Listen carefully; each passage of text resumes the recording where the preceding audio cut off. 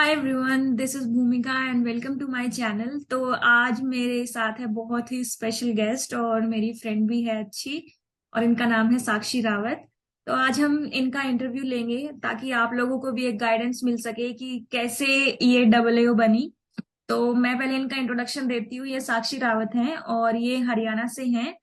और इनका अभी एसएससी सीजीएल 2021 में इनका AIR 4 आया है और इनका as an double AO selection हुआ है। सो ये अपना पूरा एक्सपीरियंस आज शेयर करेंगी हम लोगों के साथ। और एसएससी सीजीएल 2020 में भी ये सीजीडीए ऑडिटर हैं। तो काफी अच्छा ही एक्सपीरियंस रहा है और काफी अच्छे से इन्होंने पढ़ाई भी की है। तो आज हम इनके बारे में जानेंगे। तो साक्षी, अपना बताइए अपने बारे में कुछ, और कैसा लग रहा है इतनी अच्छी रैंक लेकर। यस भूमिका, एक्चुअली अभी मतलब मेरा डबल असिस्टेंट ऑडिट ऑफिसर में सिलेक्शन हुआ है, बट इससे पहले सीजीडी ऑडिटर में हुआ था और उसी से हम दोनों एक दूसरे को जानते हैं। सो अच्छा तो बहुत लग रहा है 21 के रिजल्ट के बाद, क्योंकि गेजेटेड पोस्ट मिल चुकी है।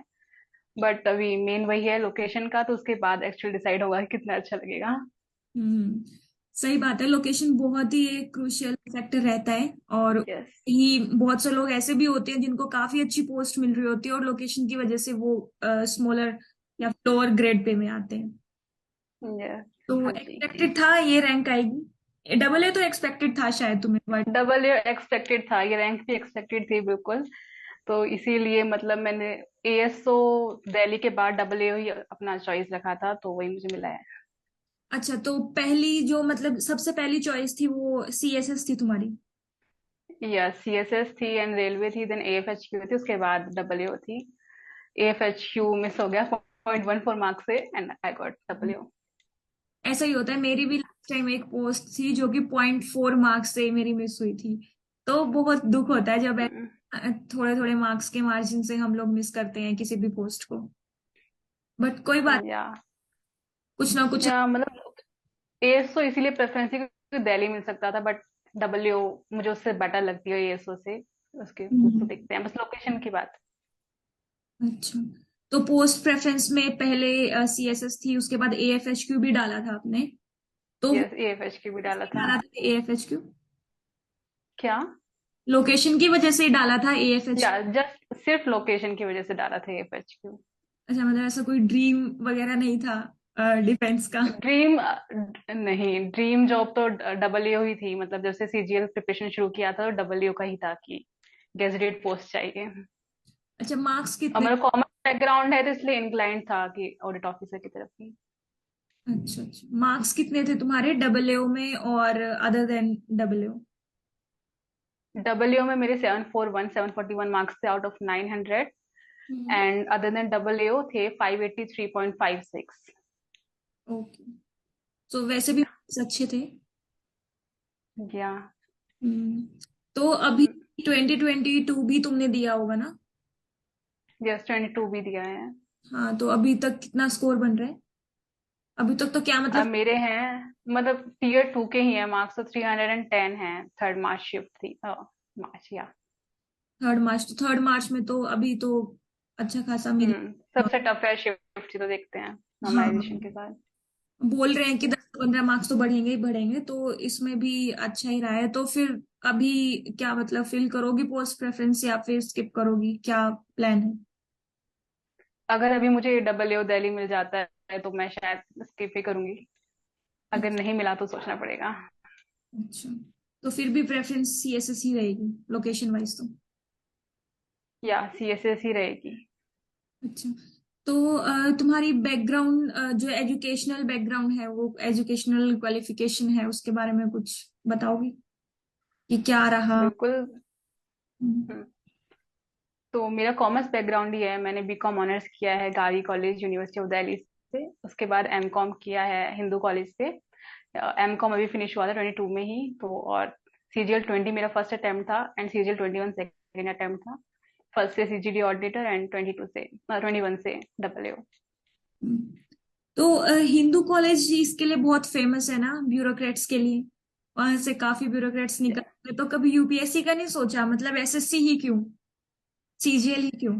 एसएससी इसलिए क्योंकि पहले एक जॉब सिक्योरिटी चाहिए थी। बट हाँ, अल्टीमेट गोल सब मतलब मेरा और ऐसे मेरे जैसे बहुत से लोगों का यूपीएससी होता है, तो एक बार लोकेशन मिल जाए प्रेफरेबल जहाँ पे मैं अच्छे से रह के अपनी पढ़ाई कर सकूँ, देन यूपीएससी। अच्छा है, मतलब पॉकेट में यूपीएससी कर। या या अच्छी बात है। तो अब हम आते हैं सबसे मेन चीज पे, जो कि काफी लोगों का डाउट होता है कि आपकी स्ट्रेटजी क्या थी, आपकी प्लानिंग क्या थी, कब सोचा था कि हाँ सीजीएल देना है, पहले सीजीएल देते हैं। तो कब से तैयारी कर रहे हो और क्या कुछ प्लानिंग थी? हाँ, तो मेरा ग्रेजुएशन 2020 में खत्म हुआ था, अगस्त 2020 में, क्योंकि उस टाइम कोरोना पीरियड था तो थोड़ा एक्सटेंड हो गया था, तो अगस्त में मेरे फाइनल सेमेस्टर के एग्जाम्स हुए थे, तभी मैंने डिसाइड किया था कि मैं सीजीएल 2020 दूंगी। And at that time the forms were, मतलब दिसंबर में आए थे फॉर्म्स, और देन हमारा अगस्त 21 में प्री हुआ था।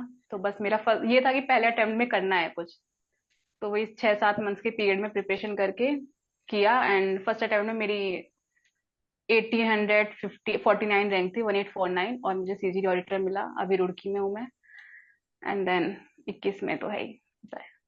अच्छा, तो कौन कौन सी बुक्स आपने फॉलो की हैं और कैसे अपना पूरा प्लान, मतलब बिल्कुल जैसे एज अ बिगनर आपने क्या स्ट्रेटजी फॉलो की थी कि बाकी लोग अगर करें तो उनको काफी हेल्प होगी? और क्या आपको लगता है कि कुछ आपसे भी गलतियां हुई हैं फर्स्ट अटेम्प्ट में भी, या फिर अभी भी कोई गलती हुई है जो कि आप गाइड करना चाहो कि बाकी लोगों से ना हो?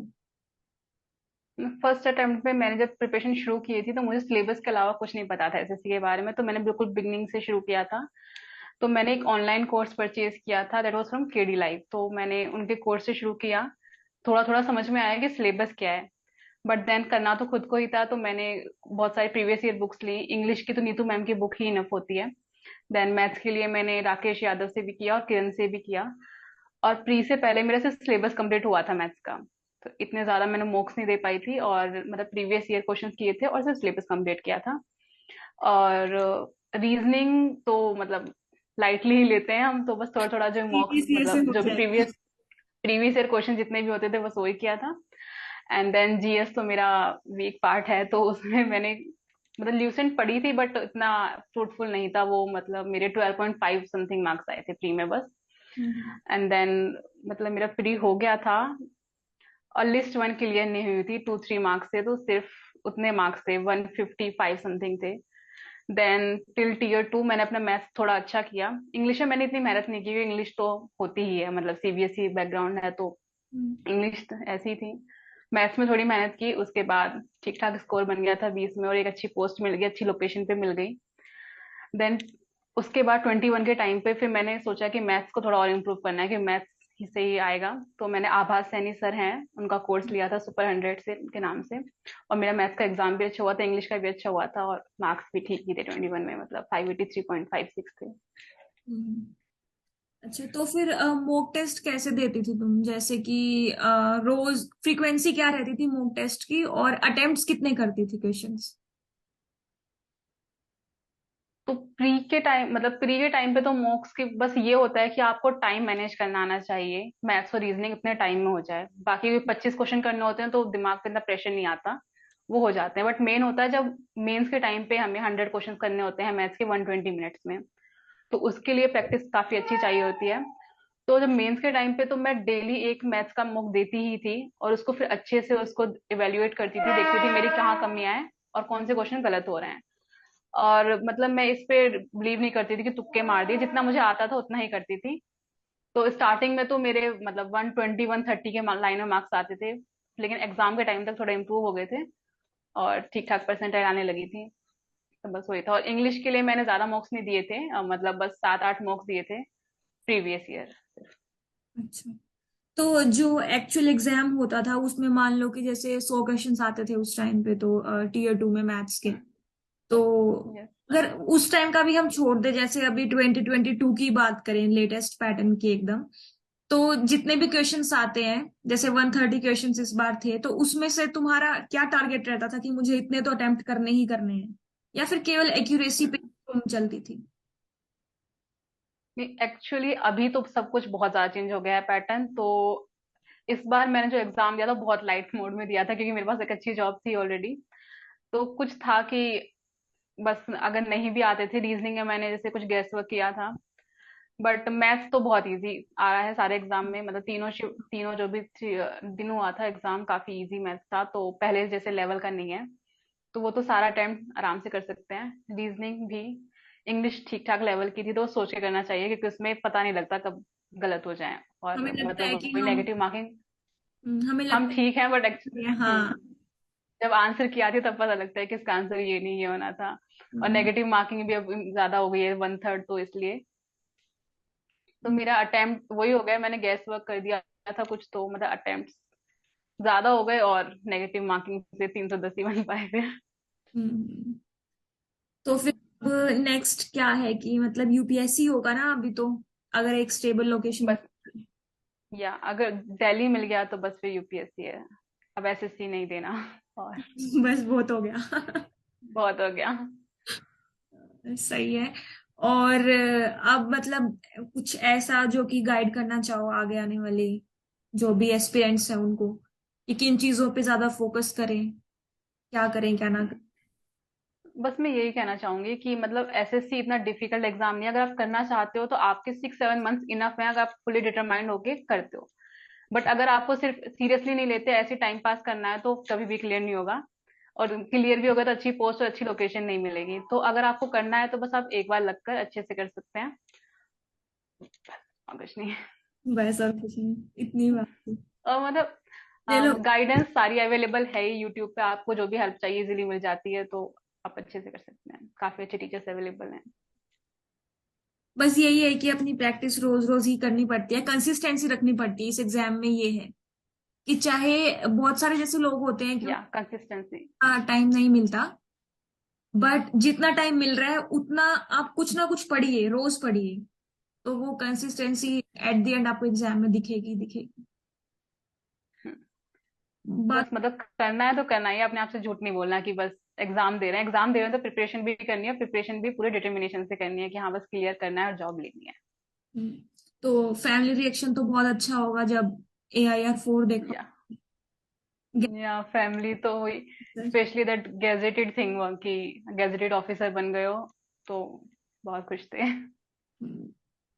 चलो ठीक है, अगर कोई और डाउट्स हो किसी को तो आप लोग कमेंट बॉक्स में डाल सकते हैं, कमेंट सेक्शन में।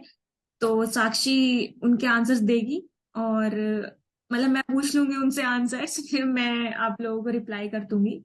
And thank you so much Sakshi for coming, and thank you all for watching this video.